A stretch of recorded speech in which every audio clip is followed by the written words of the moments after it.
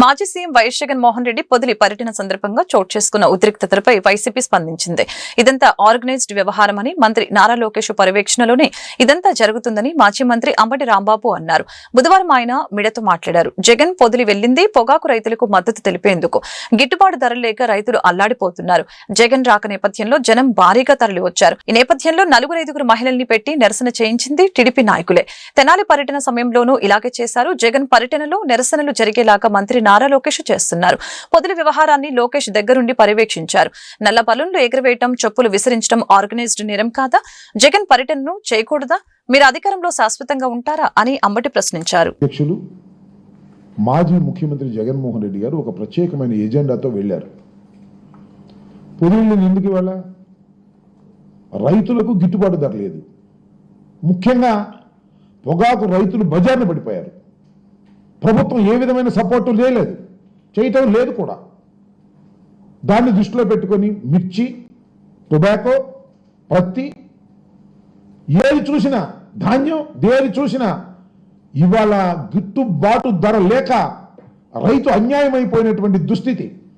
దీన్ని పురస్కరించుకొని జగన్మోహన్ రెడ్డి గారు పొగాకు బోర్డు సంబంధించినటువంటి పొదిలి, అక్కడ పొగాకు పండించేటటువంటి రైతాంగం పెచ్చుగా ఉన్నటువంటి ప్రాంతం కోసం ఆయన వెళ్ళి పరామర్శించి వస్తుంటే, లేదా పరామర్శకు వెళ్ళినప్పుడు నాకు పూర్తి వివరాలు లేవు.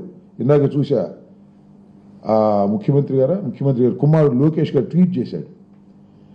ఇంత కష్టపడి రైతుల్ని పరామర్శించడానికి జగన్మోహన్ రెడ్డి గారు ఇక్కడి నుంచి వెళితే అక్కడ మహిళలు నిరసన చెబుతున్నారంట రోడ్డు మీద. ఏమైనా అర్థం ఉందా? జగన్మోహన్ రెడ్డి గారు వెళుతుంది దేనికి? రైతుల్ని పరామర్శించడానికి. ముక్కు గోకటం కాదు ఇది. జగన్మోహన్ రెడ్డి గారు వాళ్ళు వెళ్తున్నప్పుడు మీరు చూసింటారు కదా టీవీలో, పొదిలంతా ఉప్పొంగిందా లేదా, జనమంతా వచ్చారా లేదా. అంత జనం వస్తే మహిళల్ని 5-6 పోగేసి లోకేష్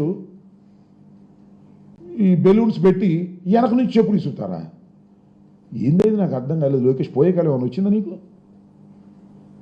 చెప్పులు ఇసిరి ఇవాళ మహిళల మీద దాడి చేశారని మా మీద పడతావా?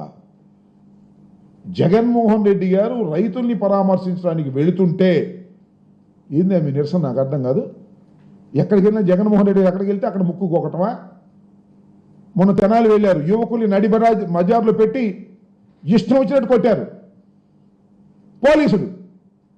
కొడితే ఇవాళ మేము ఏదో వైఎస్ఆర్ కాంగ్రెస్ పార్టీ అని కాదు, మేము పరామర్శించడానికి వెళ్ళాం, అది తప్పని చెప్పాము. ఐవీఆర్ కృష్ణారావు ప్రభుత్వంలో పనిచేసినటువంటి వ్యక్తి, సీనియర్ ఐఏఎస్ ఆఫీసర్, చీఫ్ సెక్రటరీగా పనిచేశాడు. ఏం చెప్పాడు ఇవాళ? అక్కడ దాకా ఎందుకు? ఏబి వెంకటేశ్వరరావు మీ మనిషిగా, జగన్మోహన్ రెడ్డి గారిని రోజు తిడతాడుగా. ఏం చెప్పాడు?